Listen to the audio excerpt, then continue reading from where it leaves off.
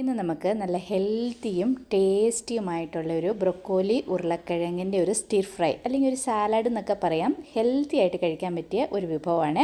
അത് തയ്യാറാക്കാനായിട്ട് ഞാനിവിടെ ഒരു മീഡിയം സൈസിലൊരു ബ്രൊക്കോലിയുടെ പീസ് എടുത്തിട്ടുണ്ട്. പിന്നെ 2 ഉരുളക്കിഴങ്ങും ഒരു സവാളയും എരിവിനനുസരിച്ച് പച്ചമുളകും 3-4 അല്ലി വെളുത്തുള്ളിയും എടുത്തിട്ടുണ്ട്. ഈ ബ്രൊക്കോലിയൊക്കെ കുറച്ച് വലിയ വലിയ പീസായിട്ട് കട്ട് ചെയ്ത് ഒന്ന് കഴുകിയെടുക്കാം. അതോടൊപ്പം തന്നെ നമുക്ക് ഉരുളക്കിഴങ്ങും കുറച്ച് വലിയ വലിയ പീസായിട്ട് കട്ട് ചെയ്ത് കഴുകിയെടുക്കാം. ഇനിയൊരു പാൻ നന്നായിട്ട് ചൂടായി കഴിയുമ്പം അതിലേക്ക് നമ്മൾ ബട്ടറാണ് ചേർത്ത് കൊടുക്കുന്നത്. ബട്ടർ ഇല്ലെങ്കിൽ നല്ല വെളിച്ചെണ്ണ ചേർത്ത് കൊടുത്താലും മതി. പക്ഷേ ആ ബട്ടർ ചേർത്ത് ഇത് തയ്യാറാക്കുമ്പോഴാണ് അതിൻ്റെ ആ പ്രത്യേക ഒരു ടേസ്റ്റ് കിട്ടുക. ബട്ടറൊക്കെ നന്നായിട്ടൊന്ന് മെൽറ്റായി കഴിയുമ്പം ഇതിലേക്ക് നമ്മൾ ചതച്ച് വെച്ചിരിക്കുന്ന വെളുത്തുള്ളി ആദ്യമേ ചേർത്ത് കൊടുക്കണം. വെളുത്തുള്ളിയൊക്കെ നന്നായിട്ടൊന്ന് സോട്ടായി ആ പച്ച സ്മെല്ലെല്ലാം മാറിക്കഴിയുമ്പം ഇതിലേക്ക് നമ്മൾ കട്ട് ചെയ്ത് വെച്ചിരിക്കുന്ന സവാളയും പച്ചമുളകും ചേർത്ത് കൊടുക്കുക.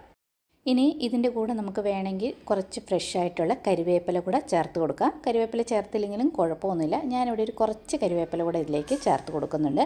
എന്നിട്ട് ഇതെല്ലാം ഈ ബട്ടറിൻ്റെ അകത്തൊന്ന് ഇതുപോലെ ഒന്ന് വഴറ്റിയെടുക്കണം. ഒത്തിരി ഓവറായിട്ട് കുക്കാവേണ്ട ആവശ്യമില്ല. ആ ക്രിസ്പിനെസ് അങ്ങനെ തന്നെ ഇരിക്കട്ടെ. ഇനി ഇതിലേക്ക് നമുക്ക് കുറച്ച് മഞ്ഞൾപ്പൊടി ചേർത്ത് കൊടുക്കാം.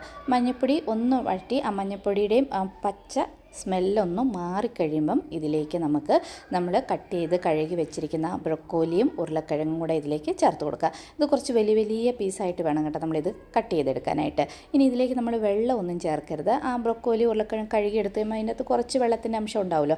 ആ വെള്ളത്തിൽ കിടന്ന് പിന്നെ ഈ ബട്ടറിൻ്റെ അകത്ത് തന്നെ ഇത് വെന്ത് കിട്ടണം. അപ്പോൾ ഇത് ബ്രൊക്കോലി ഉരുളക്കിഴങ്ങും എല്ലാം ചേർത്ത് കൊടുത്തു. ഇനി ഇതിനാവശ്യത്തിനുള്ള ഉപ്പ് കൂടെ ചേർത്ത് കൊടുത്തിട്ട് ഇതെല്ലാം നന്നായിട്ട് മിക്സ് ചെയ്തിട്ട് മൂടി ഒരു 5 മിനിറ്റ് വെക്കണം.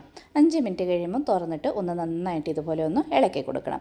ലോ ഫ്ലെയിമിൽ വേണം വെക്കാനായിട്ട്. എന്നിട്ടെല്ലാം നന്നായിട്ടൊന്ന് ഇതുപോലെ ഇളക്കി കൊടുത്ത് ഒരു 5 മിനിറ്റും കൂടെ മൂടി വെച്ച് കഴിയുമ്പം ഇതെല്ലാം നന്നായിട്ട് വെന്ത് കിട്ടും. വെന്ത് കഴിഞ്ഞാൽ നമ്മുടെ അടിപൊളിയായിട്ടുള്ള ബ്രൊക്കോലി ഉരുളക്കിഴങ്ങ് ഇത് നമുക്ക് ചപ്പാത്തി ചോറിൻ്റെ കൂടെയൊക്കെ സൈഡ് ഡിഷായിട്ട് കഴിക്കാം.